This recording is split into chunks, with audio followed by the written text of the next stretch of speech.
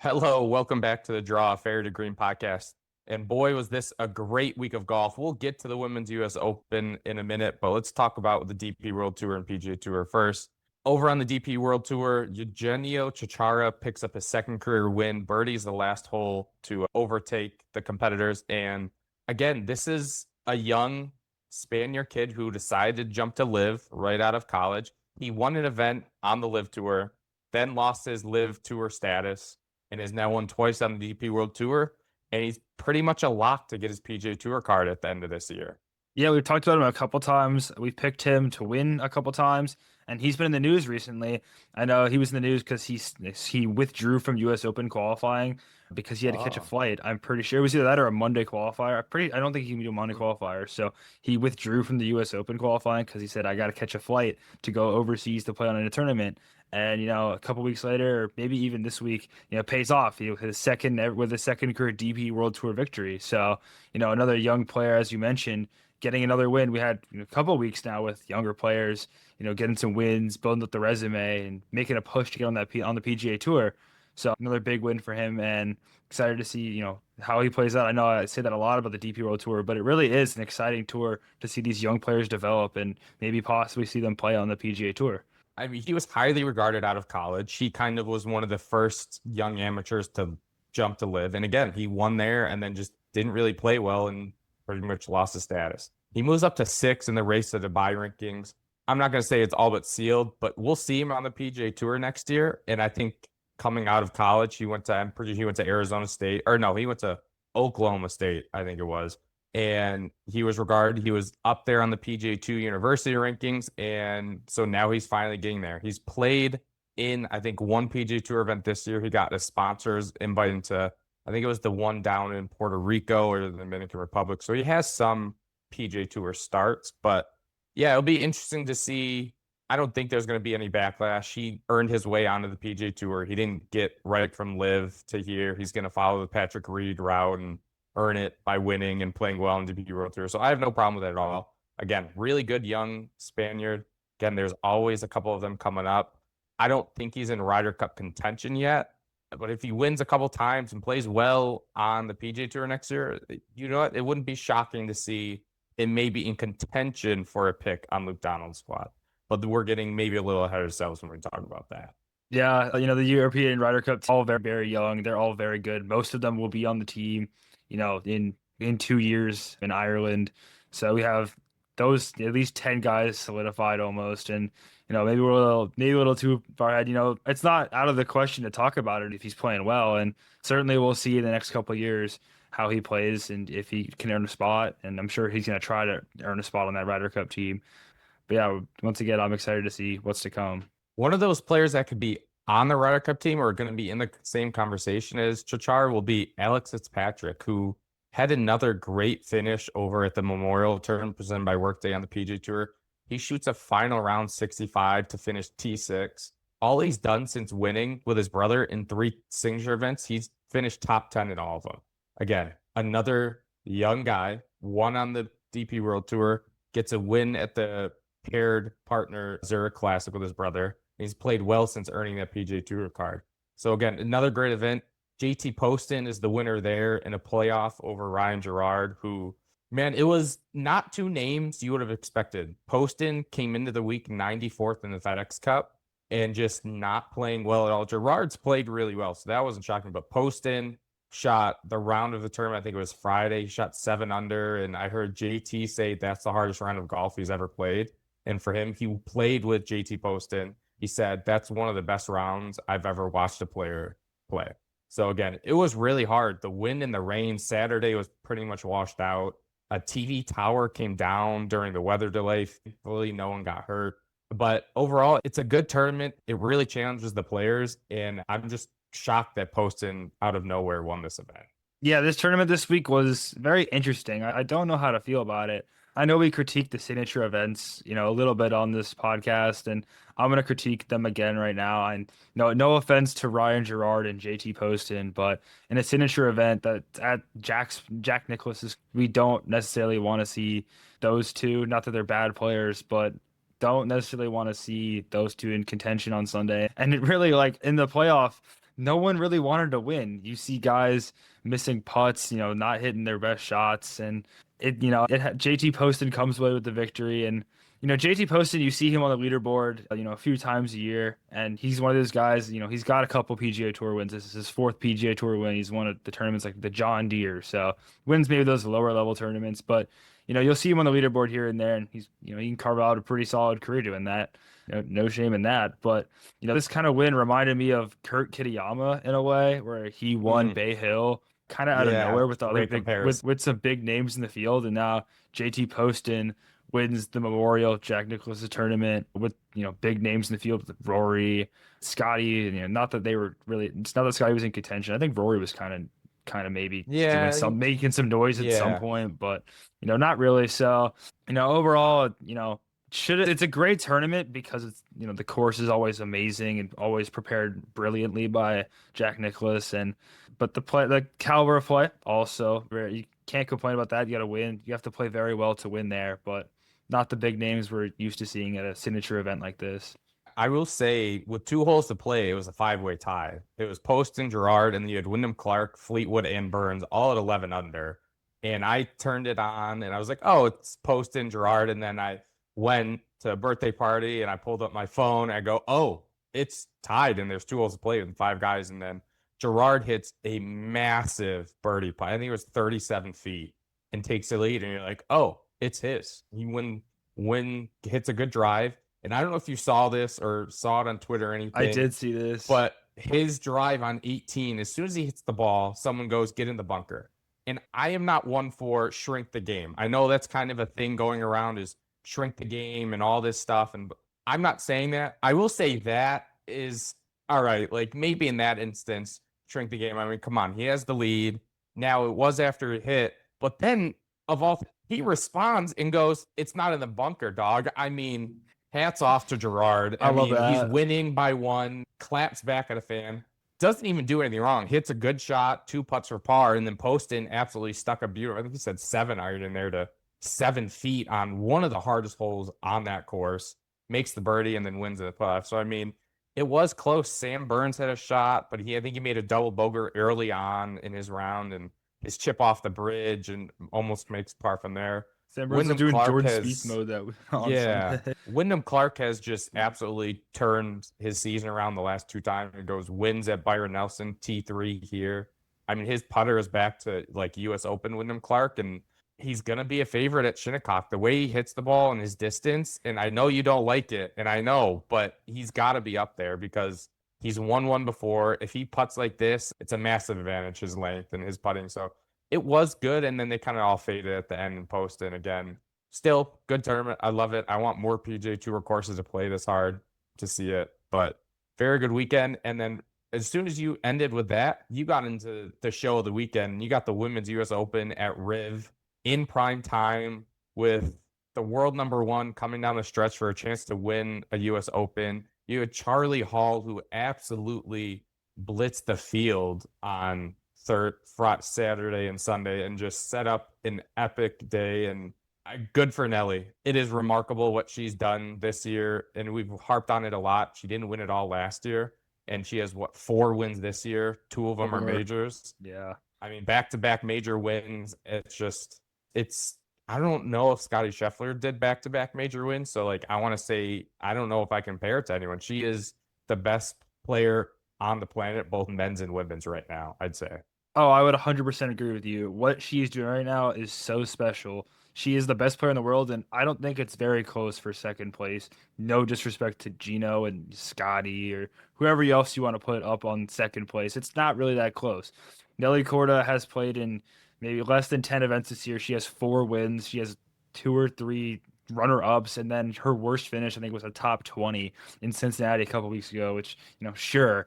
But the final round of the U.S. Women's Open was excellent. And I can compare it to the Masters this year where, it could have been many people, many players had chances to win the tournament and take the lead or kind of be like, hey, I'm that person who's going to go in front and not let it go.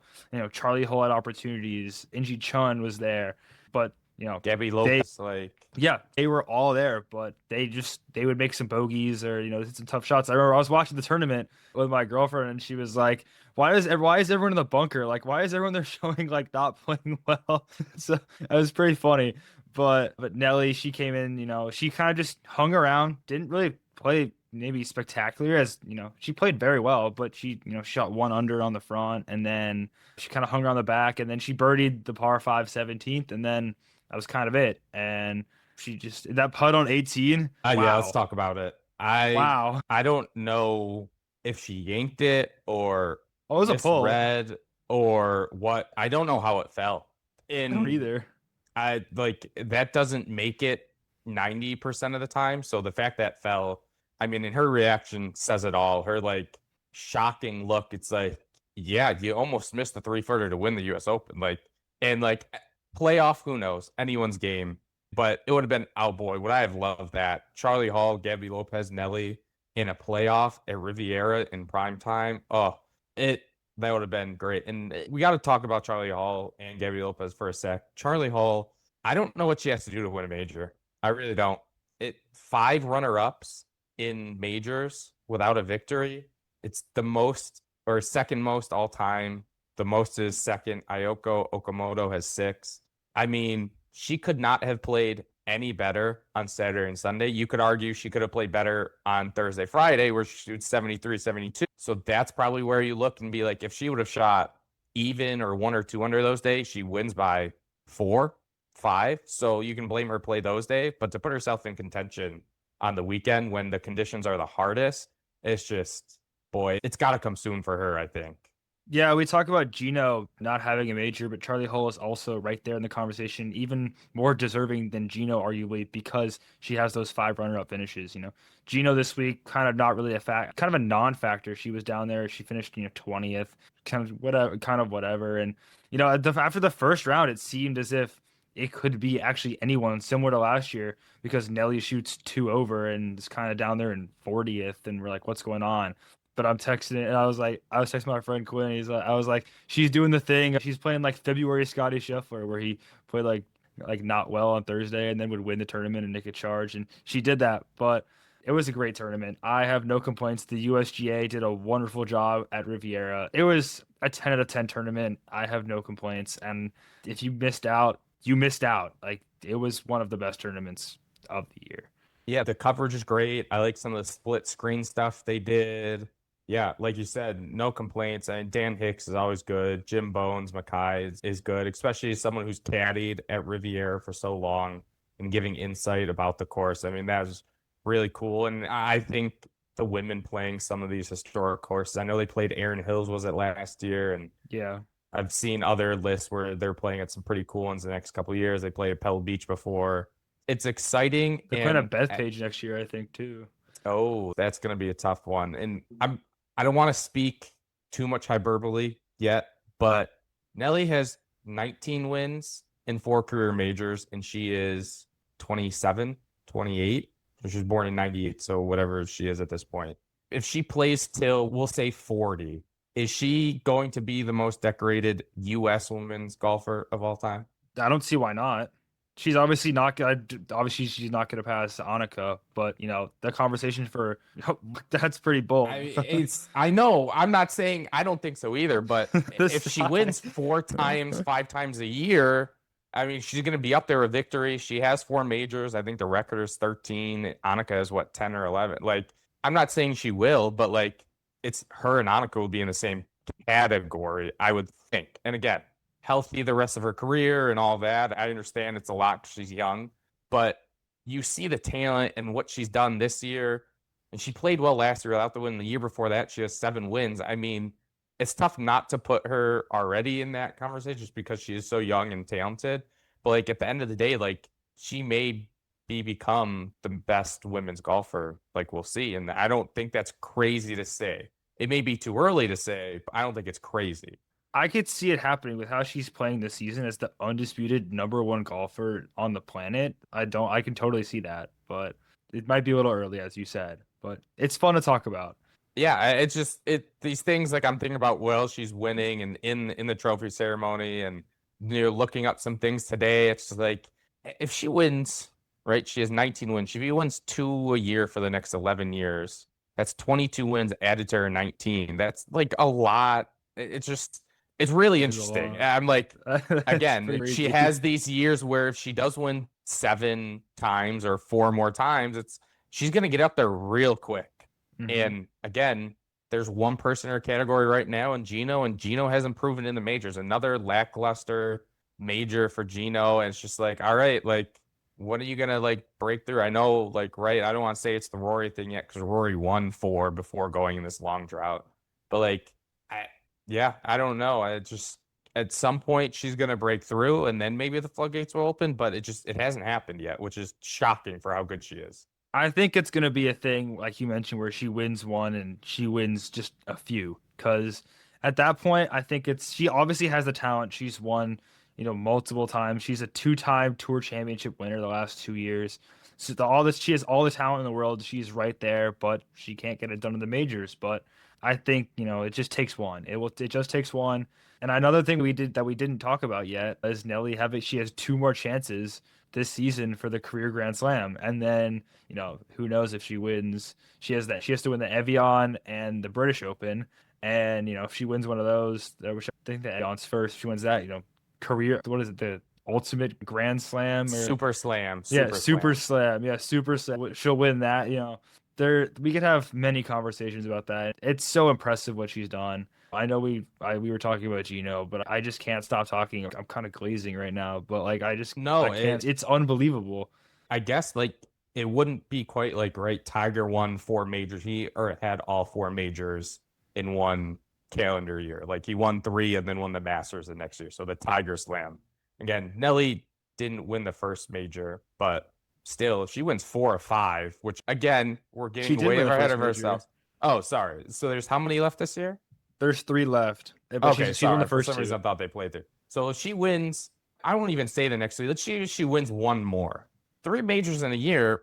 I That's mean, Scotty did 2. Was it last year? Xander won 2 2 years ago. I don't know the last men or women's player to win 3 in a year. And then on top of that, what other non-majors is she gonna win? Right? Like they still have half she's a season. Yeah, she won 7 times 2 years ago, and she's at 4 this year. Like that's the first again, June. Yes, that's yeah, insane. like that's again, this is like, right, Scotty a couple years ago when he won 9 times or whatever, including the Olympics and the mate. Like this is like unheralded territory, and it's really cool to see. And it's just like, man, like we went from having a great Scotty Scheffler 2 year run to now we get to watch Nelly Korda do her thing for hopefully more than 2 or 3 years. Like it's a good time to be an American golf fan, and I'm pretty sure in the Olympics they're doing pairs, like mixed pairs. Can you imagine a team of Scotty and Nelly? That's Just, unfair. You don't need to play at that point. Like yeah, give respectfully, them you the could just gold. give them Like, the can we gold give them the medal. gold now? Yeah. Like, come on. Like, I mean, look, Charley Hull, Tommy Fleetwood, great. That'd be Well, a Tommy great Fleetwood pairing. can't win a non-30 player tournament on the That's PGA fair. Tour. That's fair. So But I mean, come on. And guess where that is? Riviera in 2028. So again, oh, really exciting stuff. The overall fantastic week for LPGA and the U.S. Women's Open. Just amazing stuff. And there's no rest for them. They go right over to Michigan. So a little bit of a plane ride. bit of a They're trip. in Midland Country Club for the 2026 Dow Championship. Again, coming off a major, the best field, no, but still 11 of the top 25 in the world. This press release has Nelly in the field. I don't know if she's withdrawn yet. We're recording this Tuesday night, so we'll see. But again, last time she won a major, she went and played the next week and won there. So Yeah, we could just give it to her now if history repeats itself. But again, last year's winner, Jinny Im and Somi Lee, won. Is that right? Is this a yeah, paired it's a event? team event. So I Okay. don't think Nelly's gonna withdraw because it's kind of a not cool thing to do to Uh, your partner who you commit 2 weeks before. yeah. So I mean, it's a fun switch up for the LPGA Tour. I know we always see these kind of, obviously the regular format, and then, last week was not the strongest field, but we have some pretty big names in this week. Nelly Korda, Yeoju Kim, a couple other winners. Celine Boutier, she won earlier this week. Lilia Yeah. Ko. So some pretty big names playing this week. So my pick this week, I kind of see this similar to like the Zurich on the PGA Tour. Yeah. So I'm gonna my reasoning is going to be the same. It is going to be siblings winning this week, similar to Matthew Patrick and Alex Patrick. I have Aki Owai and Chizzy Owai winning, two very talented sisters from Japan. They both have won on the LPGA Tour, I am pretty sure. And I think they could. I think it's probably. I think it's we're gonna see a similar storyline. And I would usually pick just Nelly and whoever she's playing with, because it's Nelly. But her partner is Olivia Cowan, and I don't. No disrespect, I have not heard that name before, so I will not be picking that partnership. But I will be They picking are this making some content on Instagram. I saw they're doing a lot of Legally Blonde stuff, and I was wondering why they were doing this all. And so they have some good vibes coming in. Again, last time Nelly played after a major win, she won. So again, interesting. It's really tough, man. It is tough to pick this just because your one player plays well, one player doesn't. The sibling thing is a good one. I don't know. Looking at this field, this one's tough. All right, I'm trying to figure out Lydia Ko. I can't find her partner. Yeah, the I don't know website isn't where. very good. I had to look it up on a Yeah. different thing. Lydia Ko is playing Okay. with Danielle Kang. All right. I'm gonna go with Lydia Ko and Danielle Kang. Again, two really good players. Again, it's a tough week playing with partners sometimes. You never know what can happen.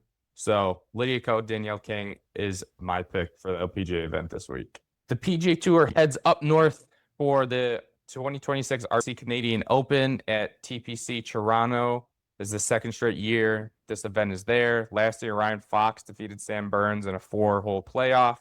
Again, a pretty good field for the week before a major. You got 4 of the top 10 players in the world. Justin Rose, Matt Fitzpatrick is in the field. Tommy Fleetwood, Colin Morikawa, Aaron Rai in the field. Robert McIntyre, who won 2 years ago, is in the field.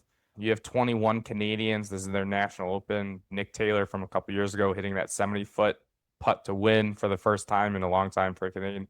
It's usually a pretty good event. We've had Rory McIlroy versus JT down the stretch a couple of years. Last year's event was good. You know, being in Buffalo, I've gone to it 3 or 4 times because it's the closest one that can get. I'm going to be heading up there, I think, Saturday. You know, catch the Canadian World Cup game Friday. Not going to it, but I'm going to watch it somewhere in Canada because they're hosting World Cup game this week. And then Saturday, my day is just walking around TPC Toronto. So that'll be exciting to see. It's pretty. I'm going to Sounds like go a with, great weekend. yeah, and you know what? There's a Yankees game on Sunday. I may be going. My birthday's Friday, so it's a nice little birthday trip. Oh, My birthday. It's a yeah, great weekend. I know. It's just it's all working out. My fiance was like, you couldn't have asked for a better birthday trip. I'm like, no, you're right. Couldn't really. So it should be good. I always enjoy going. The Canadians love the golf. They have, I think it's the 14th hole this year. It's a par 3. They call it the rink, where around the tee box they put actual hockey boards. The goalie mask or tee markers. You'll see the Canadian players and a lot of players in hockey jerseys, and they call it the loudest hole in golf. So it's pretty cool. I'm gonna go with someone who's playing really well, and it's just I thought he was gonna win last week. I'm gonna go with your boy Wyndham Clark, who We has are a not win. saying he's my I know boy. you don't like him. I know, but he's playing so well. He's kind of back to that U.S. Open form. It's gonna be a course where even if he does hit it offline a little, it's fine.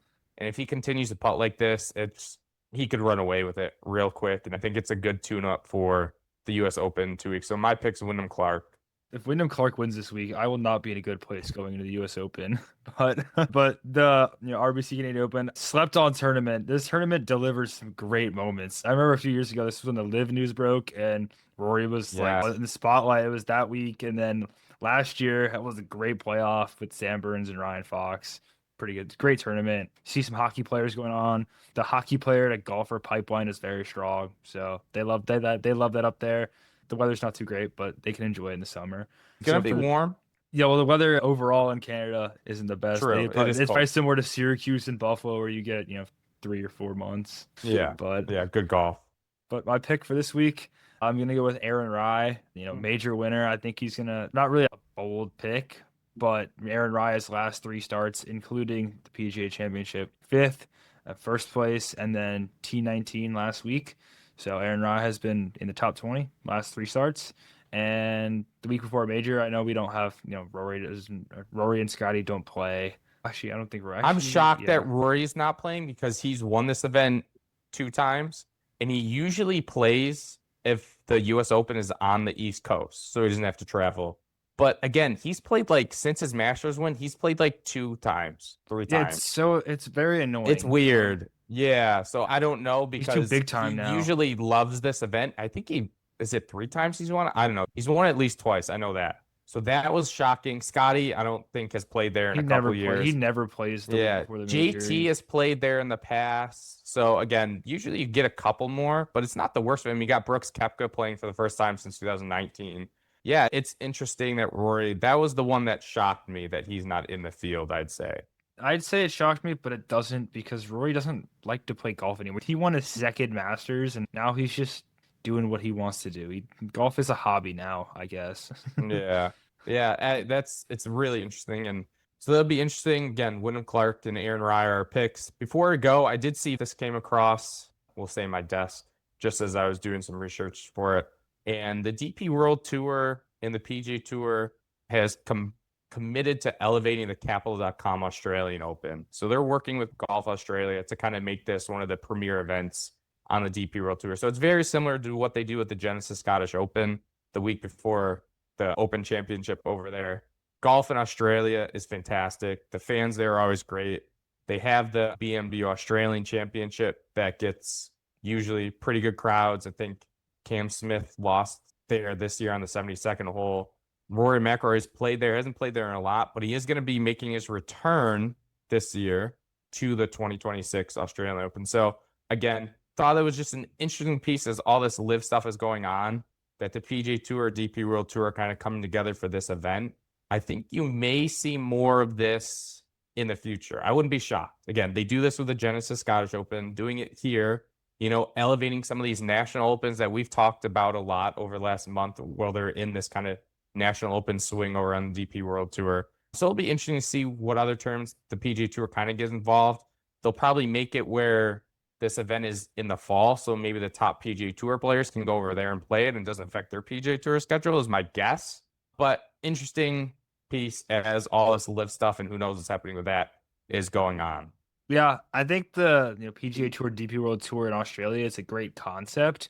I don't know with how picky PGA Tour players seem to be of the events they play. I don't know how feasible it is with their schedules where they go over there for a week, travel for 2 entire days basically, and then they gotta there and back, and then I don't know exactly how that's going to work, but the concept is cool. And if they have like some other incentives for the players to go over there, to give the fans, really to see the star players, I think could be really cool. But we'll see. That's kind of the theme. A lot of things we'll just have to wait and see what happens. Yeah, again, yeah, you're right. It would be hard to do, but they'll probably figure something out, whether it's money or going to Australia is always cool. And it's a different type of golf. So parlay it with some other event over there, so it's not just making one trip across the world for it.